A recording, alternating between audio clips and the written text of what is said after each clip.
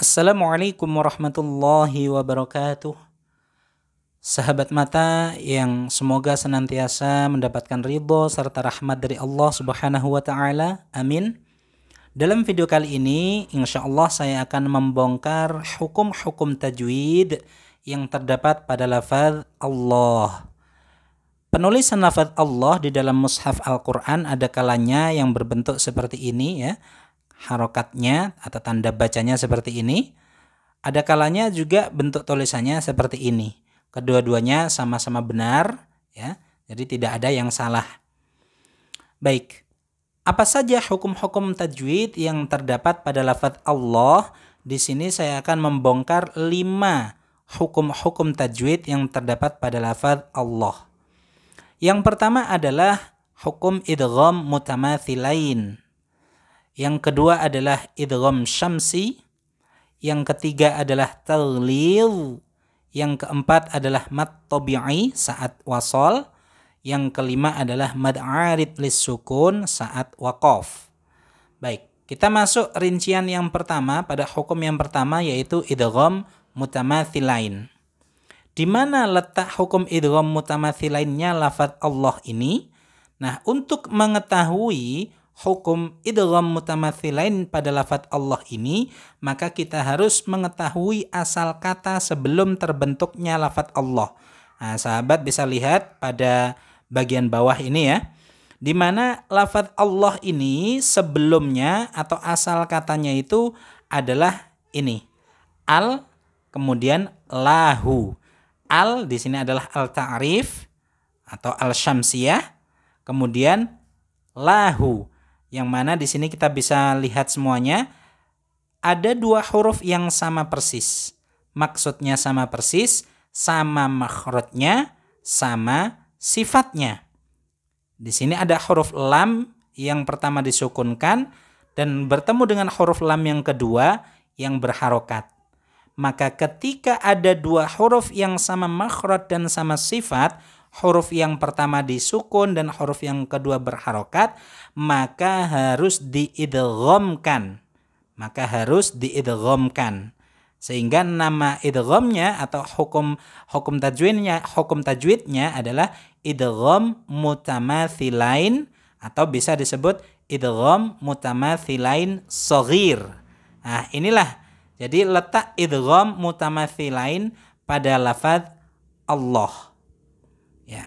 Sebagian redaksi kitab ada menyebutnya dengan idgham mithlain, boleh. Ya, itu sama saja maksudnya ya. Baik.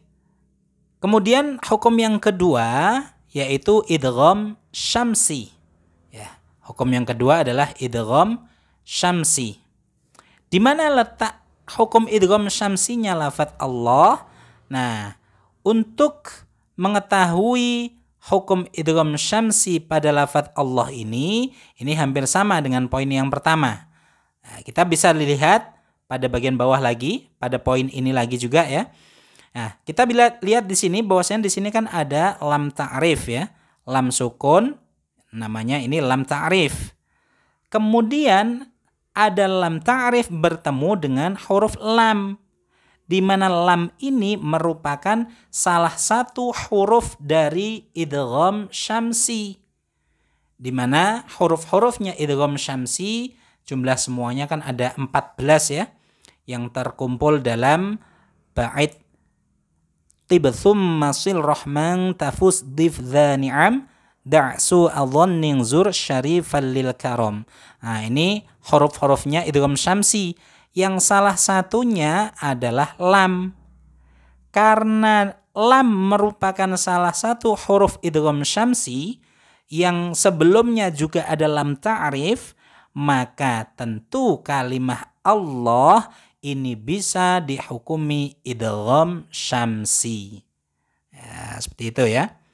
Alasan dinamakan idgham syamsi ya karena wajibnya mengidghamkan lam ta'rif pada huruf setelahnya sebagaimana mengidghamkan lam ta'rif pada lafaz asy-syamsi. Nah, ini alasan kenapa dinamakan idgham syamsi. Ya, ini adalah hukum yang kedua. Jadi kalau ada orang yang beranggapan bahwasanya lafadz Allah itu tidak boleh dihukumi idgham syamsi, maka ini tidak tepat ya, tidak tepat. Dan penjelasan ini jelas redaksinya atau referensinya ada, di antaranya di kitab Taisirur Rahman halaman 201, di mana di situ dijelaskan dengan sangat jelas bahwasanya al pada lafadz Allah ini merupakan al-ta'rif atau al-syamsiyah. Nah, sehingga di sini hukumnya adalah idgham syamsi. Nah, gitu ya. Jadi sekali lagi pada lafadz Allah ini hukumnya terdapat hukum idgham syamsi. Jadi tidak tepat atau tidak benar ketika ada yang beranggapan lafadz Allah ini tidak ada hukum idgham syamsinya. Nah, kemudian hukum yang ketiga adalah taghlidz. Apa itu taghlidz? Jadi taghlidz itu hukum yang sama seperti tafkhim. Ya, hukum yang sama seperti tafkhim. Jadi kalau ada orang menyebut pada hukum lam jalalah itu dengan hukum taghlidz, maksudnya itu adalah tafkhim, ya. Tebal. Jadi lafadz lam jalalah pada kalimat ini atau semua lam jalalah ketika diawali dengan harokat fathah atau dhammah, maka hukum lam jalalahnya ini dihukumi taghlidz atau tafkhim, dalam arti harus terbaca tebal ya. Nah, karena ada juga yang beranggapan bahwasanya pada lafadz lam jalalah yang terhukumi tebal itu keliru kalau dianggap tafkhim, yang benar itu taghlidz. Nah, ini anggapan yang tidak tepat juga ya. Jadi boleh saja istilah hukum taghlidz pada lam jalalah itu disebut dengan taghlidz atau menggunakan istilah taghlidz. Begitu juga pun boleh-boleh saja menggunakan istilah tafkhim. Kedua-duanya sama-sama benar. Cuma ada sedikit perbedaan. Kalau untuk hukum taghlidz ini hanya digunakan pada keadaan lam jalalah yang tebal. Tapi untuk hukum taghlidz ini tidak bisa dipakai pada hukum ra. Misalkan ra tebal, misalkan ditanya apa hukum ra pada kalimah ar-ra. Nah, maka jawabnya harus ra tafkhim. Tidak bisa ra taghlidz. Tapi kalau pada lam jalalah ini bisa disebut atau bisa menggunakan istilah tafkhim, bisa juga dengan taghlidz. Nah, seperti itu ya. Itu diantara bedanya. Kalau ra tidak bisa menggunakan taghlidz, kalau lam jalalah bisa menggunakan tafkhim, bisa menggunakan taghlidz. Nah, itu diantara sedikit perbedaannya. Apa buktinya kalau lafadz lam jalalah itu bisa menggunakan istilah taghlidz, bisa menggunakan istilah tafkhim di dalam hukum yang harus terbaca tebal? Ya, diantara salah satu dalilnya atau referensinya yang mengatakan bahwasanya lam jalalah yang terbaca tebal itu bisa dihukumi tafkhim, itu disebutkan di dalam bait nazam kitab Matan Jazariyah ya, yang berbunyi wa fakhimil lama min ismillahi an fathi au dhammin ka abdullahi. Nah, di situ menggunakan kalimat wa fakhim. Nah, itu kan, dan bacalah tebal kamu. Nah, itu diantara salah satu dalilnya. Dan kalau yang menggunakan taghlidz, istilah taghlidz ya cukup banyak ya di kitab-kitab tajwid yang menggunakan istilah taghlidz. Nah, ini diantara hukum tajwid yang ketiga pada lafadz Allah. Jadi saya ulang lagi, setiap lafadz Allah atau setiap lam jalalah yang sebelumnya berharokat fathah atau dhammah, maka lam jalalahnya ini harus dihukumi taghlidz atau tebal ya, terbaca tebal. Nah, nih hukum tajwid yang ketiga. Kemudian hukum tajwid yang keempat, pada lam jalalahnya ini bisa memiliki hukum mad tabi'i dengan syarat ketika dibaca wasol atau dilanjutkan ketika membaca. Nah, bagaimana maksudnya dilanjutkan? Misalkan saya contohkan pada surah Al-Ikhlas ayat pertama, Qul huwallahu ahad. Qul huwallahu ahad. Nah, ini kan tidak berhenti di lafadz Allah. Qul huwallahu ahad. Nah, hu-nya tetap terbaca dhammah dan setelahnya masih ada huruf lagi yang terbaca. Nah, ketika lafadz Allah ini diwasolkan, maka lam jalalahnya ini hukumnya mad tabi'i dan panjangnya hanya boleh 2 harokat. Tidak boleh lebih, tidak boleh kurang. Kalau terbaca lebih dari 2 harokat, hukumnya makruh. Kalau terbaca kurang dari 2 harokat, hukumnya haram dan termasuk lahan jali. Nah, ini ya. Ini kalau diwasolkan. Ya. Terus kemudian hukum tajwid yang kelima, yaitu mad arid lis sukun. Dengan syarat ketika diwakofkan. Jadi ketika membaca lafadz Allah wakof pada kalimat tersebut, maka lam jalalahnya ini hukumnya mad arid lis sukun. Berapa panjang mad arid lis sukun? Boleh 2 harokat, boleh 4 harokat, boleh 6 harokat. Dengan catatan harus diserasikan dari awal membaca. Kalau dari awal membaca pakai 2 harokat, seterusnya 2 harokat. Dari awal pakai 4 harokat, seterusnya 4 harokat. Dari awal pakai 6 harokat, seterusnya juga 6 harokat.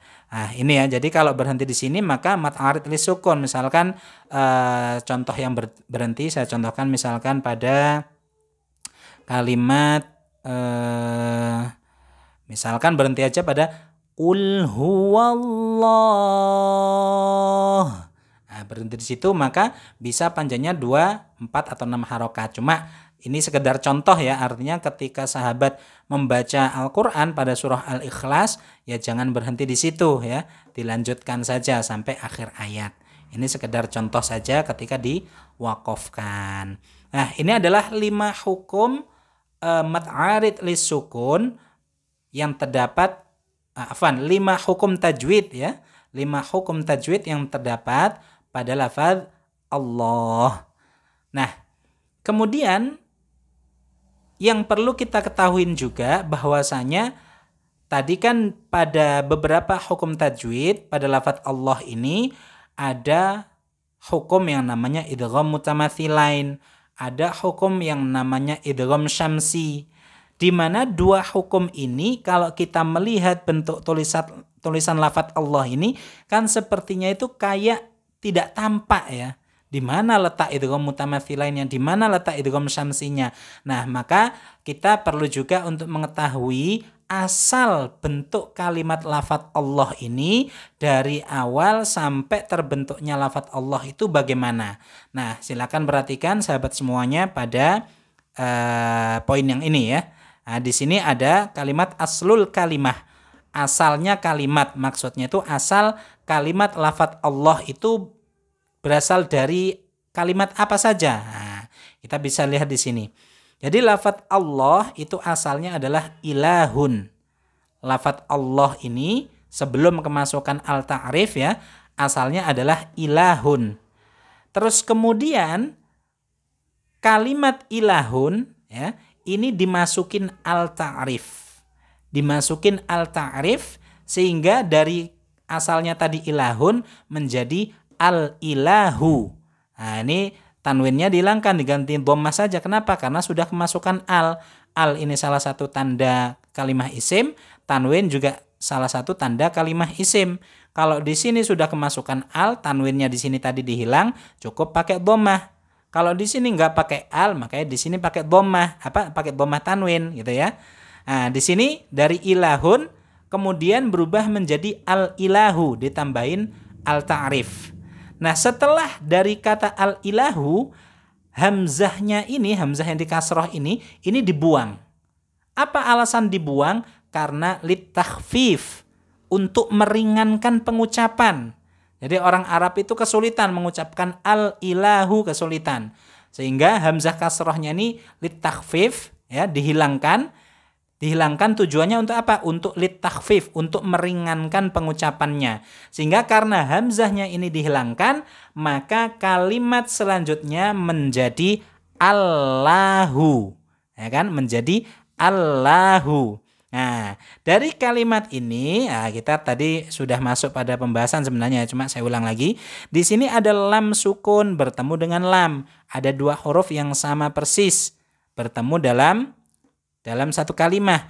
Maka lam sukunnya ini diidghamkan pada lam yang kedua yang berharokat. Ya, diidghamkan karena dia dua huruf ini sejenis, baik dari makhrajnya maupun dari sifatnya. Nah, setelah diidghamkan karena ini dua huruf yang sejenis, maka lafadz Allahu menjadi seperti ini. Nah, karena ini adalah lam jalalah ya, karena lam jalalah dan sebelumnya berharokat fathah, maka cara membaca lam fathahnya ini bukan Allahu, tapi harus terbaca tebal. Tebalnya pada lafadz lam jalalah berbunyi Allahu. Allahu. Bukan Allahu, bukan Allahu, ya. Tapi yang benar Allahu. Allahu. Nah, seperti itu. Ini adalah bentuk asal kalimat, ya. Dimulai dari asal kalimat ilahun, terus sampai berubah sampai menjadi berubah wujud menjadi lafaz Allah. Nah, ini adalah penjelasan terkait hukum-hukum tajwid yang disertai dengan asal muasal lafaz Allah itu sendiri. Sehingga dari asal muasal ini kita bisa meyakini dan kita bisa memahami secara jelas bahwasanya ternyata benar pada lafaz Allah itu ada hukum, salah satunya adalah idgham syamsi. Sehingga tidak tepat kalau ada orang beranggapan bahwa lafaz Allah itu tidak ada hukum idgham syamsinya. Ini tidak tepat ya. Nah, penjelasan ini ya, baik yang terkait asal kalimatnya ini saya ambil dari kitab Taisirur Rahman halaman 201. Nah, termasuk adanya idgham mutamatsilain, idgham syamsi, ini juga dijelaskan di kitab Taisirur Rahman. Kalau terkait hukum at-tabi'i dan lain sebagainya, ya di setiap kitab-kitab tajwid ya, kitab-kitab tajwid yang secara umum ini banyak sekali sudah dijelaskan. Nah, ini terkait penjelasan hukum-hukum tajwid lafaz Allah. Mudah-mudahan bermanfaat. Assalamualaikum warahmatullahi wabarakatuh.